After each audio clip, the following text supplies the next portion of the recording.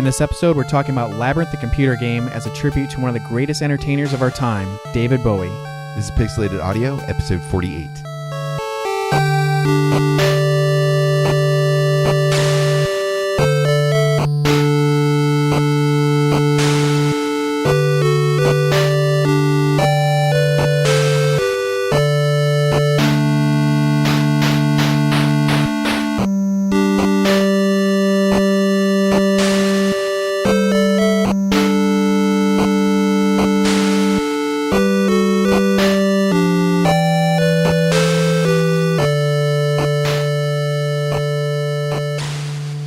And welcome back to the bi-weekly video game music and retro gaming podcast, Pixelated Audio. I'm Brian, and this is James. Hey, today we're going to be playing music from and talking about Labyrinth the Computer Game. Yeah, the track that brought us in was from the Famicom version of the game, composed by David Bowie. Yeah. But arranged by Tsukasa Masuko.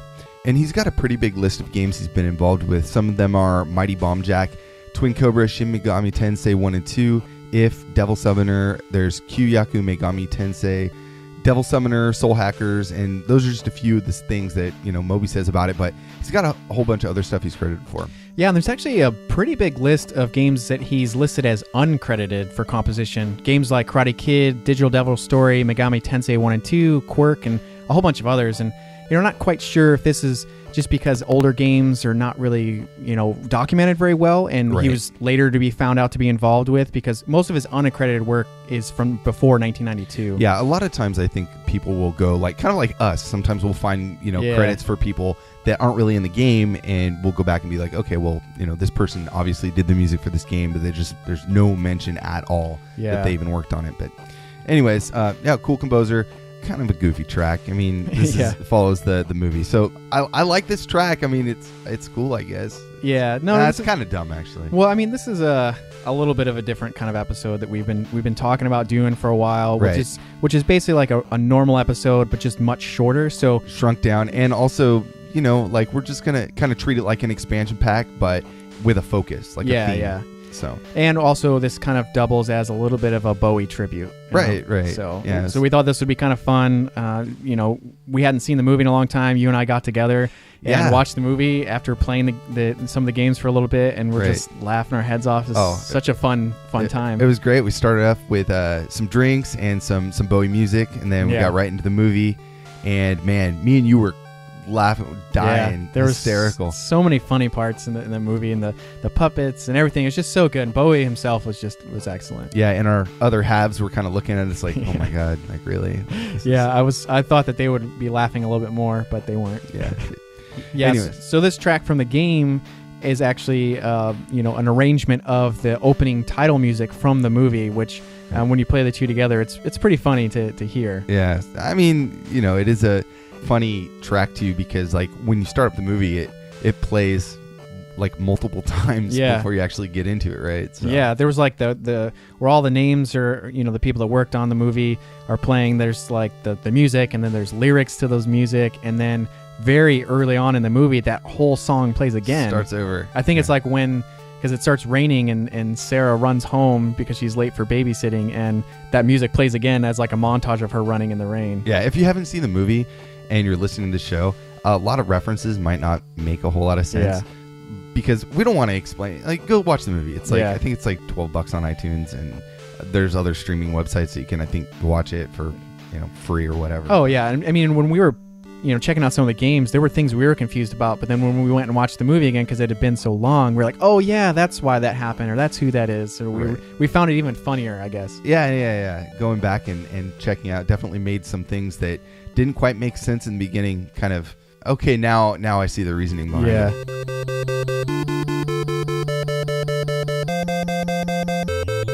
So there's two completely different versions of Labyrinth the Computer Game. There's a graphic adventure that came out for the Apple II and C64, which was later ported over to the MSX and the PC-88.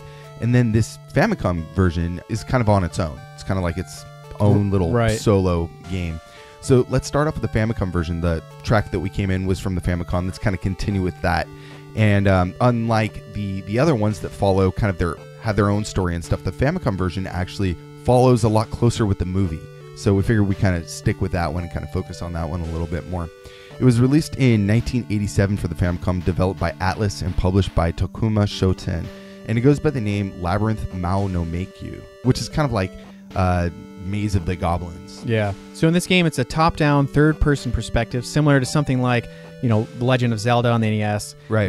The gameplay actually shares a little bit more in common with Gauntlet, being pushed through these fantasy maze puzzle type elements. I would say that too. Like for me, it felt closer to Gauntlet than it did to Zelda because Gauntlet, granted you do have like all these enemies just pile driving you at once. Right. This doesn't have the same thing, but the structure of the maze and everything looks very similar, and the way you're looking at your character moving around, it's very, very similar fashion. Yeah, so in this game, like we said, it follows the story of the movie a little bit more. So you play as Sarah, which is the same Sarah from the movie, and she has an infinite number of rocks that she can throw in the game. So you're not really like shooting guns or anything like that, or swords. Rocks. It's like, you're throwing rocks at enemies. So eventually the rocks... They had to give her something. Yeah, well, in the movie she throws rocks, like once. Yeah, once. So eventually the rocks can get stronger, just like in most games. Things get upgraded a little bit. So they do more damage, and she'll gain actually some friends from the movies as followers to help her kind of attack, which is pretty cool. Yeah, I couldn't really get to that point where they were actually helping me out. They were more like just in the way. But when we were playing it together, it was like, we weren't sure if they were going to attack us or not. Yeah, no, kind of I remember you got Hoggle to follow you for a little bit, but I think if like you scroll off the screen and it doesn't come, like he gets stuck somewhere, then he like disappears for some reason or forever. Something. But yeah. Anyways, it's only forever. Oh man. Anyways, let's get into our next track. This is track, it's called VGM 13 from Labyrinth the Computer Game on the Famicom.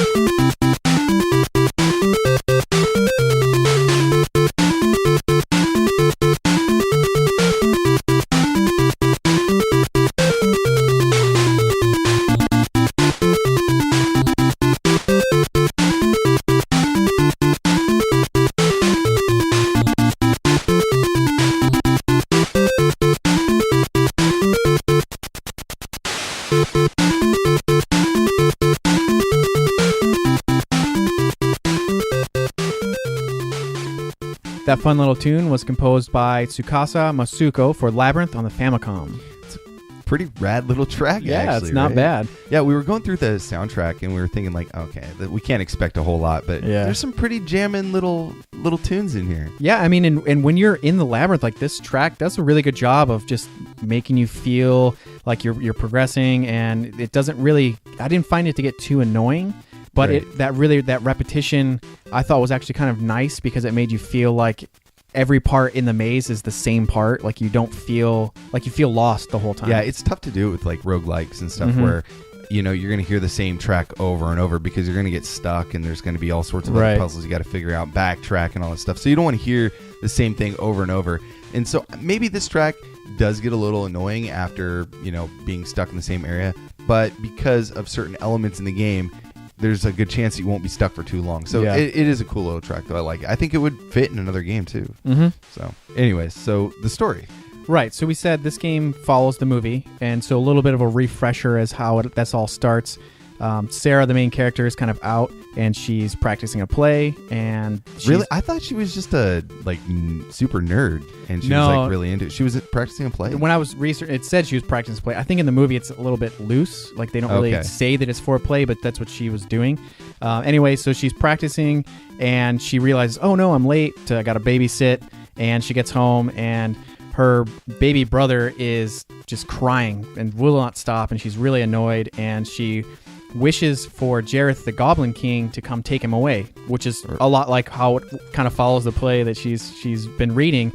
Anyway, Jareth, the Goblin King, who's played by David Bowie, shows up and takes the baby and says, you have 13 hours to complete the maze and to get him back or he's mine. So the game follows that. You get there, but you have 13 minutes and you have to collect 12 coins and 12 keys, and you get 1 key and coin per maze. Once you get all of those, you can take him on in the central castle. So. Yeah, so what makes it kind of difficult, each maze is like a level, and it has its own twist or gimmick to it, and all the paths rearrange as you go through them. So dynamically, as you're walking, if you backtrack, it'll look completely different. So imagine if you're playing Zelda and you're in, kind of like the grassland, Hyrule Field, and you turn around and everything behind you is completely reversed. It's kind of like that the whole way through this game. Each level that you progress through, that you beat, it kind of adds more elements of like puzzles to the level. So it gets like more progressively difficult. And the thing is about the timer in this game, you have 13 minutes to in game time. 13 minutes. It's a timer. It's a clock. And right. So it's like that is pretty intense. So this whole game is you have to. I mean, when you get hit by an enemy, you lose time. There is no health, so you just lose minutes to your time. Kind of like the health system in Gauntlet. It's very similar to that. But then you can gain time by like getting different items that you find throughout the maze or throughout the labyrinth, and that will increase the overall time that you have. So it is kind of like this constant, balancing act between getting hit and grabbing extra time and stuff like that. Yeah, so you kind of got to search the maze to not only find the exit, but also to get that key and that coin. But you also have to kind of search to find things to increase your time. And I thought I noticed too that no matter how many things you collect, the max is always 13 minutes. So say you're at like 12 minutes and 50 seconds and you get something that's normally adds like a full minute, it only goes up to 13. Right. So anyways, let's get into a few more tracks. This is BGM 3 and BGM 7, and we'll be right back.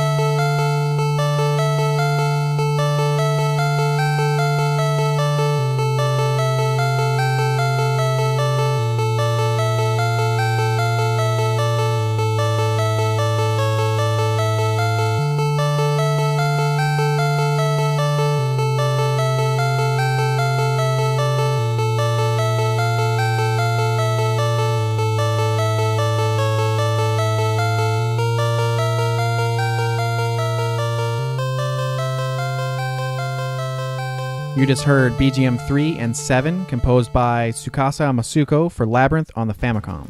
It's pretty cool little tracks, man. Yeah. That first one is super catchy. Yeah, it's got a heavy beat to it. It doesn't go anywhere because you get the loop after like 10 seconds there. But I mean, it's got some little parts to it, some little change ups, but it's pretty cool. I remember where it falls in the game too. So. Yeah, and it actually fits with kind of the look. You kind of go, you find stairs and you go underground, so it's almost like rocks, and the ground is all black, and so it kind of fits. It feels a little darker and heavier, so like I liked that. Yeah, it scared me in the movie when I was a kid. I remember when Sarah's falling down into the lower level of the labyrinth, and all the hands are like touching her. That creeped me out so much. That was so cool though, how they like talked by making faces out of the hands and stuff. So. Yeah, go watch the movie. Seriously, it's so awesome.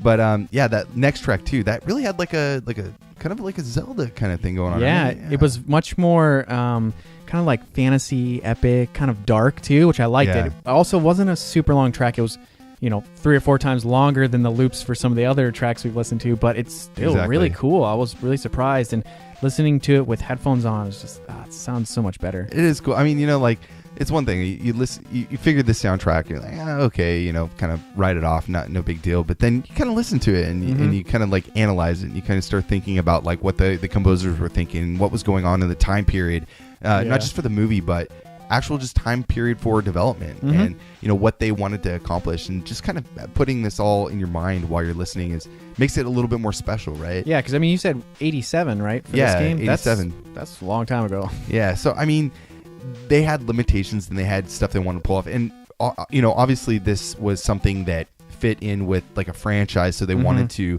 kind of rapidly get it out there. And it never made its way anywhere else, outside of Japan. But the composer still had something in mind, something he wanted to do. He wanted to do some tracks from the game and do some stuff on his own, and just kind of play with this idea of this, girl lost in a labyrinth trying to get her way to the castle. I mean, and we talked about some games that he's involved with in music, and really good stuff. So, I mean, this is a really cool start, I think. Yeah. So this game, it takes place just like the movie. You start up, you talk to the Goblin King, and then right away you get this really cool weird looking David Bowie, Nintendo looking. He kind of looks like a fairy, like he has like a lot of makeup, a lot of he almost looks like he has like wings are just gonna pop out of his back at any second. He doesn't. You don't get the massive bulge like you do in the movie. So no crotch shots. Yeah, I was a little bit disappointed. But so the game starts up and you don't know what you're doing. I didn't know what I was doing. Yeah. We were playing it together and you're like, maybe go to the right, go to the left. Yeah, because you kind of start out in like an open field, and then as you work your way north, you find the maze walls, and there's like a door. You go through the door, and we're like, okay, cool. And then just like the movie, there's like a wall straight in front of you. You can go left and right. And that's it. Yeah, and we're like, okay, how do we get on the other side of this wall? Because you can see on the other side of the wall. You just can't. There's no way to get to it. Yeah, and we just walk through it, and we're like, what the hell just happened? And then after watching the movie, we realized, okay. Oh, yeah, you totally talk to that worm. You talk to the worm, and then... Oh, so another thing about the movie, too, to kind of tie it in with the game is, right when I started playing, I only knew the one button for, shoot or throw rocks. And all of a sudden, all these fairies start attacking you, and they're like relentless. They're just coming all over the place, and it's really annoying. At first, I was thinking to myself, like, where does this fall into the... I don't remember this at all. But if you remember in the movie, right in the beginning...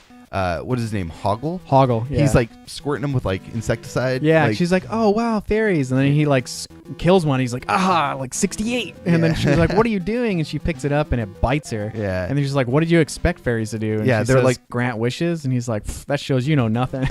So it just is a great introduction to Hoggle, and it's just really funny to see like fairies that are like mean. Yeah, so it's funny. So there's all these guys, all these fairies flying at you, and you don't really know what you're doing, and they're slowly making your time tick down. And then you have to just figure your way through this labyrinth. And I walked all over the place. I mean, couldn't find my way around. When me and you started kind of playing together, it made a little more sense because we were kind of like thinking together. We could put both of our brains together. But the thing I liked about it was that it had a feeling like the movie that if you've seen the movie, some of the things make sense. Whereas we've seen a lot of games that have movie tie-ins that have nothing to do with the movie. And you can figure it out if you've never even heard of the characters before. Right. But this game... I could see people being really confused if they've never seen the movie. Like, how do I get on the other side of that wall? And it's like, just walk through it. Yeah. And so, I mean, so I really like that. Even though the mazes were very different, like the hedge maze looks really cool. And it, like you had said before, it rearranges itself, which it does in the movie. So that was cool. But the levels themselves are not so heavily tied to the movie. But that opening part with getting into the hedge maze was very much like that. And I thought it was really funny too when you complete a maze, you talk to that wizard guy that has like the chicken on his head for his hat. And it was just so great looking at this game and then like watching the movie and just all these little things, these little funny things that show up in the game. So I thought it was cool. Like there was a lot of really cool parts to it. Yeah. Anyways, we do have one track from the game left. This is VGM 9, and I think it's a great track. So let's listen to that, and we'll be right back.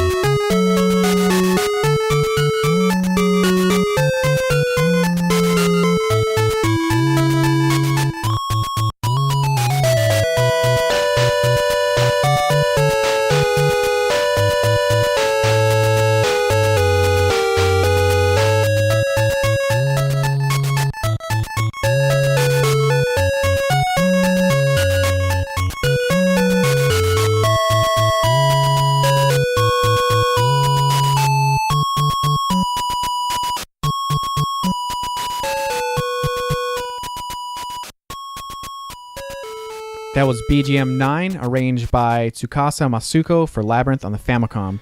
Yeah, you might know that as a Bowie track. Yeah, from the movie. So the track is actually called As the World Falls Down, and it takes place during the like masquerade ballroom Scene where she gets drugged. Where Bowie drugs her and then sings about being in love with her. Very weird scene. Yeah, looking at it 30 years later. Yeah, the whole movie is very weird. There's a lot of sexual innuendos, and I mean Bowie's crotch itself is its a own character. Enigma. Yeah.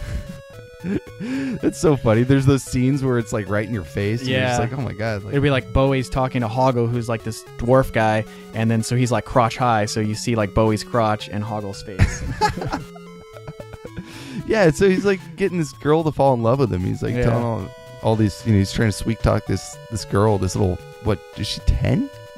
Maybe somewhere around there. Like 13? She's very young. She's definitely not of age for Bowie, but I mean it's a really beautiful track, and I thought it was a pretty good job with the arrangement. Oh, I mean, it's putting a Bowie song to NES, using NES hardware, that's got to be a task in itself. But, it's probably why they went with some of the slower stuff. If you listen to the soundtrack, the actual movie soundtrack, there's a lot of tracks in there that would be pretty rough to sequence out, but this, a little more mellow. It's pretty cool. Yeah, I mean, so we've seen a pretty good variety of types of tracks. Like this was a very kind of slow, beautiful. There was like heavy, like dark tracks, and then there was kind of upbeat, repetitious tracks. So I thought this soundtrack as a whole had a lot of variety to it for this game. Right, but we got a little bit more to talk about before we wrap up here.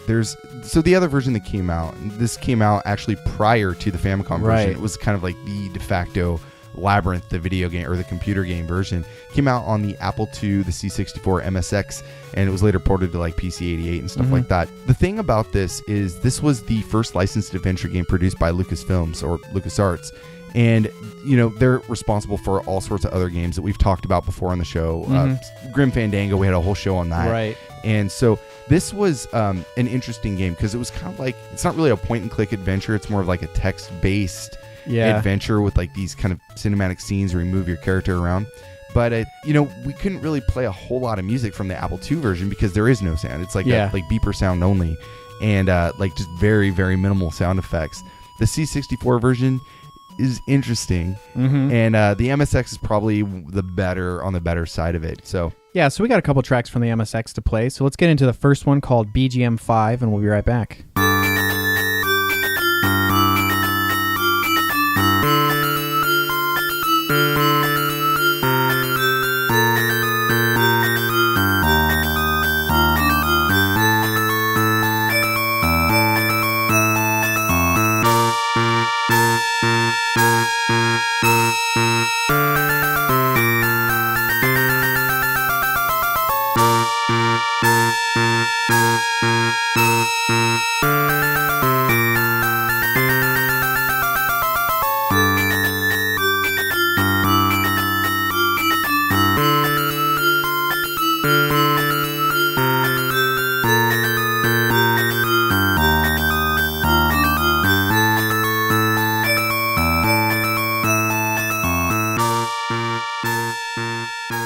That was BGM 5 for the MSX version of Labyrinth.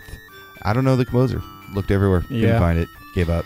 Well, it's pretty good. It sounds like it's probably an arranged track from the movie, just because of how detailed and whimsical.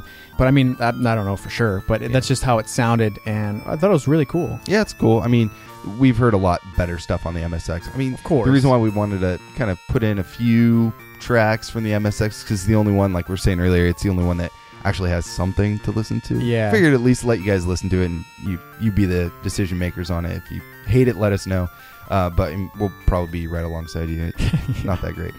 The game itself, though, I mean, we didn't actually play it, but we kind of watched some playthroughs and stuff. I remember reading about it before I saw it, and people had said, "Oh, this looks pretty cool," and this game, people really liked it for its sharp graphics and all that stuff. And I saw it, I was like, "What? Like, did I read that right?" Because it's kind of odd looking. Well, it's old. I mean, this is '86 when it came out, so it was a very early adventure kind of LucasArts game, and so. if you look at it, there's this background, like static backgrounds, like Labyrinth, like brick walls and stuff like that, and you have your single character who's a male, it looks like, right? Yeah, because to point out, this game doesn't follow the movie at all. Right. So you're just kind of going through these kind of static images, and then you'll encounter different, enemies, and you have to like talk to them or talk your way out of something. It's kind of like puzzles that way, but it looks kind of interesting. I mean, we should check it out. No, I mean, everywhere I read, people that played it really liked it. Said this game had done really well. So weren't you going to mention something about the Tumbleweed? Yeah, so it's pretty interesting. Some of the guys that worked on this version of the game, there's a guy, Gary Winnick, who was the artist for Labyrinth, and David Fox, who was the project leader. They have gotten back together recently, and they're working on a game called Thimbleweed Park, which is a new point-and-click adventure that's coming out on Linux, Windows, OS X, iOS, Xbox One, Android. So they're kind of putting together the team back together to make a new point-and-click adventure, which I thought was kind of cool. That'd be kind of rad. I mean, do you know when it comes out? Is this just being kickstarted now?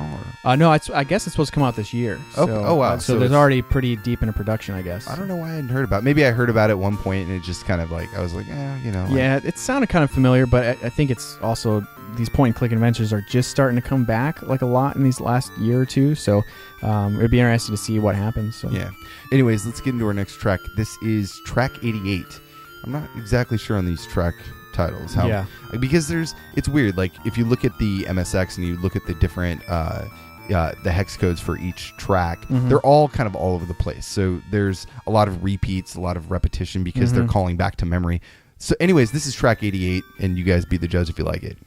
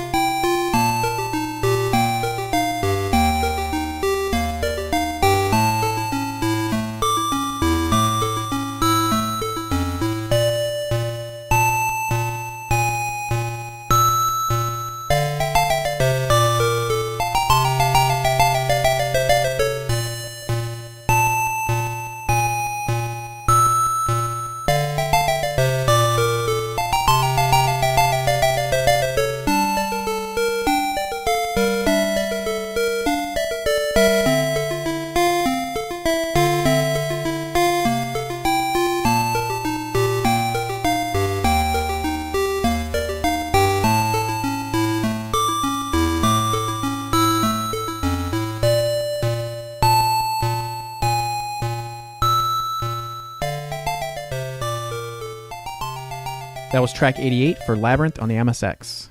It's pretty cool. Yeah. Kind of weird all over the place. A little dark and kind of sinister, but whimsical still. I thought it was pretty cool. Yeah. Again, we didn't have a whole lot of options to choose from against the other platforms, so we wanted to at least throw something at you and see if it sticks, but, kind of take it like a grain of salt, because I think the Famicom version actually has some pretty rad stuff. Yeah. No, and now you can see why we wanted to use this for a shorter episode. Yeah, so I did want to ask you about the story about this game, because you actually looked into it a little bit more, right? Yeah, so originally this was the version of the games we found first, and we found the Famicom one afterwards, so I'd already started researching, and this game's story doesn't follow the movie at all.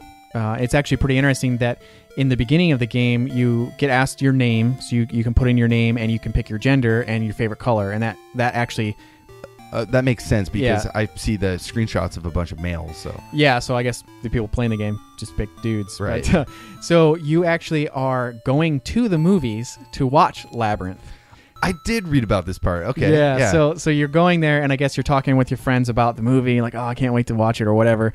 And then Jareth shows up on the screen, and he's like, hey, you in the front row, and like he like abducts you and brings you into the labyrinth, and you have 13 hours to solve the labyrinth. And in this game, instead of like a 13-minute clock, you actually have a real-time 13-hour clock to complete the game. So you can, complete the game and then get back and watch the movie. Yeah.